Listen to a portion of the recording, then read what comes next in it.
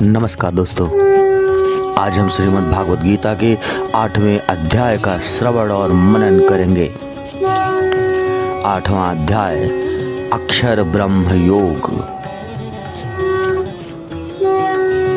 दोस्तों, 7वें अध्याय में 1 से 3 श्लोक तक भगवान ने अर्जुन को सत्य स्वरूप का तत्व सुनने के लिए सावधान कर उसे कहने की प्रतिज्ञा की। फिर उसे जानने वालों की प्रशंसा करके 27वें श्लोक तक उस तत्व को विभिन्न तरह से समझाकर उसे जानने के कारणों को भी अच्छी तरह से समझाया।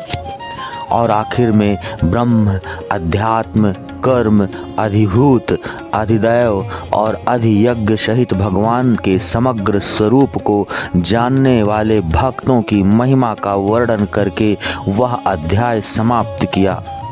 लेकिन ब्रह्म, अध्यात्म, कर्म, अधिभूत, अधिदैव और अधियज्ञ इन 6 बातों का और मरण काल में भगवान को जानने की बात का रहस्य समझ में नहीं आया। इसलिए अर्जुन पूछते हैं। अर्जुन ने कहा, हे पुरुषोत्तम, वह ब्रह्म क्या है, अध्यात्म क्या है, कर्म क्या है, अधिभूत नाम से क्या कहा गया है और अधिदैव किसको कहते हैं? हे मधुसूदन, यहाँ अधियज्ञ कौन है और वह इस शरीर में कैसे है? तथा युक्त चित्त वाले पुरुषों द्वारा अंत समय में आप किस प्रकार जानने में आते हैं? श्री भगवान ने कहा, परम अक्षर ब्रह्म है। अपना स्वरूप अर्थात जीवात्मा अध्यात्म नाम से कहा जाता है तथा भूतों के भाव को उत्पन्न करने वाला जो त्याग है वह कर्म नाम से कहा गया है। उत्पत्ति, विनाश, धर्म वाले सब पदार्थ अधिभूत हैं। हिरण्यमय पुरुष अधिदैव है और ये, हे देहधारियों में श्रेष्ठ अर्जुन, इस शरीर में मैं वासुदेव ही अंतर्यामी रूप से अधियज्ञ हूँ। जो पुरुष अंतकाल में भी मुझको ही स्मरण करता हुआ शरीर को त्याग कर जाता है वह मेरे साक्षात स्वरूप को प्राप्त होता है। इसमें कुछ भी संशय नहीं है। हे कुंती पुत्र अर्जुन, यह मनुष्य अंतकाल में जिस भी भाव का स्मरण करता हुआ शरीर का त्याग करता है उसको ही प्राप्त होता है, क्योंकि वह सदा उसी भाव से भावित रहता है। इसलिए हे अर्जुन, तू सब समय में निरंतर मेरा स्मरण कर और युद्ध भी कर। इस प्रकार मुझ में अर्पण किए हुए मन बुद्धि से युक्त होकर तू निसंदेह मुझको ही प्राप्त होगा। हे पार्थ, यह नियम है कि परमेश्वर के ध्यान के अभ्यास रूप योग से युक्त दूसरी ओर न जाने वाले चित्त से निरंतर चिंतन करता हुआ मनुष्य परम प्रकाश रूप दिव्य पुरुष को अर्थात परमेश्वर को ही प्राप्त होता है। जो पुरुष सर्वज्ञ, अनादि, सबके नियंता, सूक्ष्म से भी अति सूक्ष्म, सबके धारण पोषण करने वाले अचिन्त्य स्वरूप, सूर्य के सदृश नित्य चेतन प्रकाश रूप और अविद्या से अति परे शुद्ध सच्चिदानंद घन परमेश्वर का स्मरण करता है, वह भक्ति युक्त पुरुष अंतकाल में भी योग बल से भ्रुकुटी के मध्य में प्राण को अच्छी प्रकार स्थापित करके फिर निश्चल मन से स्मरण करता हुआ उस दिव्य स्वरूप परम पुरुष परमात्मा को ही प्राप्त होता है।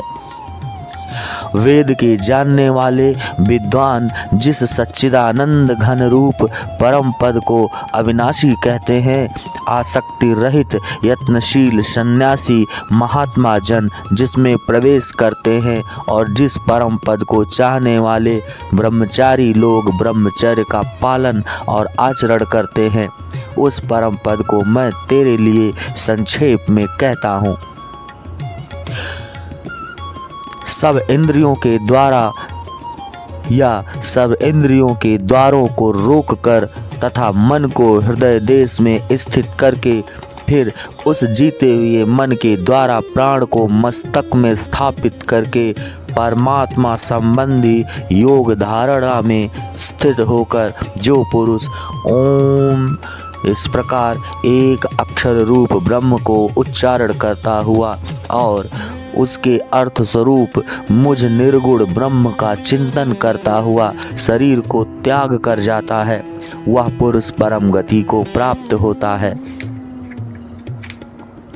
हे अर्जुन, जो पुरुष मुझ में अनन्य चित्त होकर सदा ही निरंतर मुझ पुरुषोत्तम को स्मरण करता है, उस नित्य निरंतर मुझ में युक्त हुए योगी के लिए मैं सुलभ हूँ, अर्थात उसे सहज ही प्राप्त हो जाता हूँ।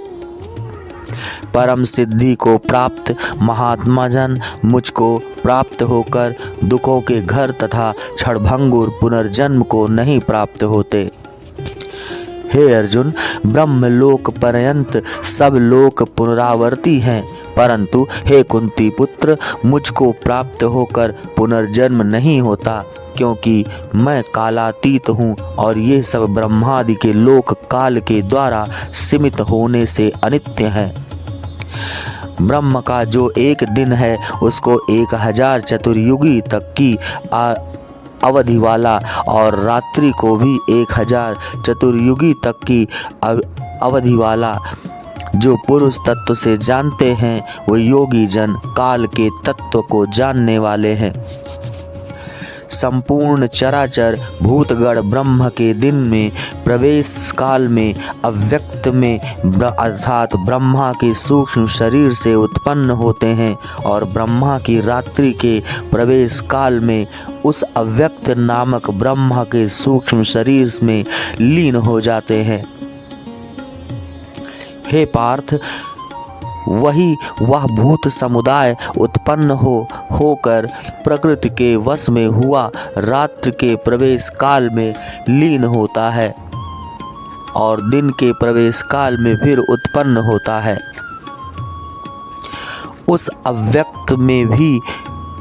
अव्यक्त से भी अति परे दूसरा अर्थात विलक्षण जो सनातन अव्यक्त भाव है, वह परम दिव्य पुरुष सब भूतों के नष्ट होने पर भी नष्ट नहीं होता। जो अव्यक्त अक्षर इस नाम से कहा गया है, उसी अक्षर नामक अव्यक्त भाव को परम गति कहते हैं तथा जिस सनातन अव्यक्त भाव को प्राप्त होकर मनुष्य वापस नहीं आते, वह मेरा परम धाम है। हे पार्थ, जिस परमात्मा के अंतर्गत सर्वभूत है और जिस सच्चिदानंद घन परमात्मा से यह समस्त जगत परिपूर्ण है, वह सनातन अव्यक्त परम पुरुष तो अनन्य भक्ति से ही प्राप्त होने वाले योग्य है। हे अर्जुन, जिस काल में शरीर त्याग कर गए हुए योगी जन तो वापस न लौटने वाली गति को और जिस काल में गए हुए वापस लौटने वाली गति को ही प्राप्त होते हैं, उस काल को अर्थात दोनों मार्गों को कहूँगा। जिस मार्ग में ज्योतिर्मय अग्नि अभिमानी देवता हैं, दिन का अभिमानी देवता है, शुक्ल पक्ष का अभिमानी देवता है और उत्तरायण के 6 महीनों का अभिमानी देवता है, उस मार्ग में मरकर गए हुए ब्रह्मवेत्ता योगी जन उपयुक्त देवताओं द्वारा क्रम से ले जाकर ब्रह्म को प्राप्त होते हैं। जिस मार्ग में धूमाभिमानी देवता हैं, रात्रि अभिमानी देवता है तथा कृष्ण पक्ष का अभिमानी देवता है और दक्षिणायन के 6 महीनों का अभिमानी देवता है, उस मार्ग में मरकर गया हुआ सकाम कर्म करने वाला योगी उपयुक्त देवताओं द्वारा क्रम से ले गया हुआ चंद्रमा की ज्योति को प्राप्त होकर स्वर्ग में अपने शुभ कर्मों का फल भोग कर वापस आता है। क्योंकि जगत के ये 2 प्रकार के शुक्ल और कृष्ण अर्थात देवयान और पितृयान मार्ग सनातन माने गए हैं। इनमें एक के द्वारा गया हुआ जिससे वापस नहीं लौटना पड़ता उस परम गति को प्राप्त होता है, और दूसरे के द्वारा गया हुआ फिर वापस आता है, अर्थात जन्म मृत्यु को प्राप्त होता है।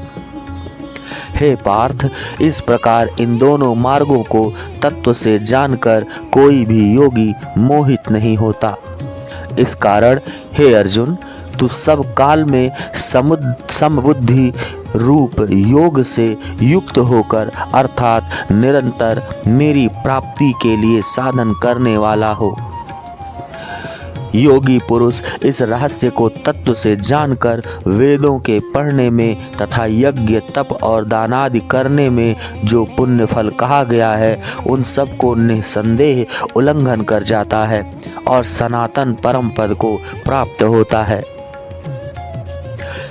इस प्रकार उपनिषद, ब्रह्म विद्या तथा योग शास्त्र रूप श्रीमद् भागवत गीता के श्री कृष्ण अर्जुन संवाद में अक्षर ब्रह्म योग नामक 8वां अध्याय संपूर्ण हुआ।